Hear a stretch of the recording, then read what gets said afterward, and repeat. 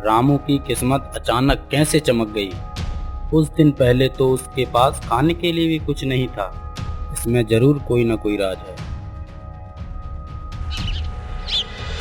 अगली रात श्यामलाल चुपके से रामू के घर के पास छिप गया।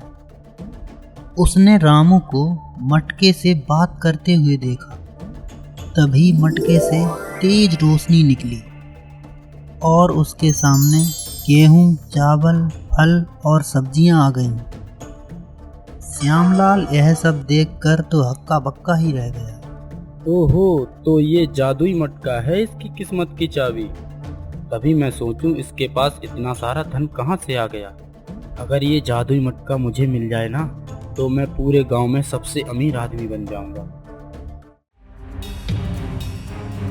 रात को जब सब सो गए तो श्यामलाल मटके को चुरा ले गया।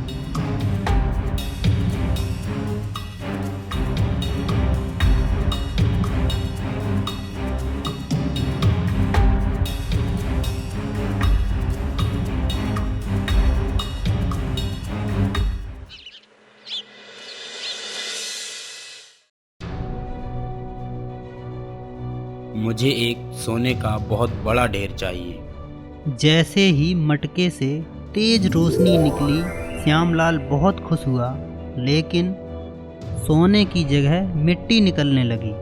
ये कैसा मजाक है? मुझे सोना चाहिए, सोना, बहुत सारा सोना। तो मटके से आवाज आई, लालच का यही परिणाम होता है। श्यामलाल घबरा गया और भागते हुए रामू के पास गया और बोला, रामू, मुझे माफ कर दो। लालच में आकर मैंने तुम्हारा घड़ा चुराया। श्यामलाल ने रामू को सब कुछ बताया। लाला जी, गलती मान लेना ही सबसे बड़ी हिम्मत है। रामू श्यामलाल के घर गया और उसने जैसे ही मटके को छुआ, सब कुछ ठीक हो गया।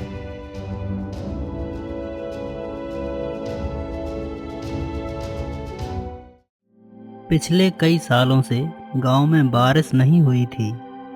पानी की कमी के कारण पूरा गांव बहुत परेशान था। आपस में सलाह मशवरा करने के बाद वो रामू के पास जाते हैं।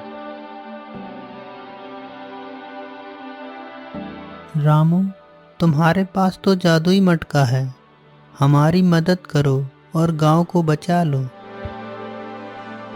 तभी रामू मटके के पास गया और बोला, अगर संभव हो तो हमारे गांव में बारिश करवा दो। मटके से तेज रोशनी निकली।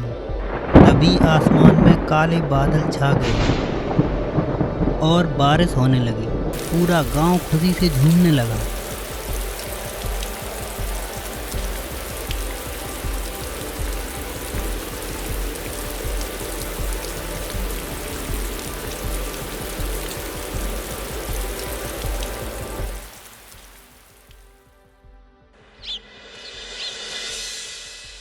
अगली सुबह जब रामू मटके से बात कर रहा होता है, तभी मटका रामू से कहता है, रामू, तुमने हमेशा जरूरत चुनी, लालच नहीं। अब समय आ गया है कि मैं अब चला जाऊं। इतना सब कहने के बाद मटका वहां से गायब हो गया। गांव में शांति थी, सभी लोग बहुत खुश थे। रामू बच्चों को जादुई मटके की कहानियाँ सुनाता था। तभी बच्चे रामू से पूछते हैं, दादा, क्या सच में जादुई मटका था? हाँ, जादुई मटका था, लेकिन उसका असली रहस्य यह था कि वह हमारे दिल की परीक्षा लेता था। जरूरत और लालच में फर्क समझना ही जीवन की सबसे बड़ी बुद्धिमानी है। सच्ची खुशी और मेहनत दूसरों की भलाई में छिपी होती है। असली जादू किसी मटके में नहीं, बल्कि इंसान के अच्छे कर्मों में होता है।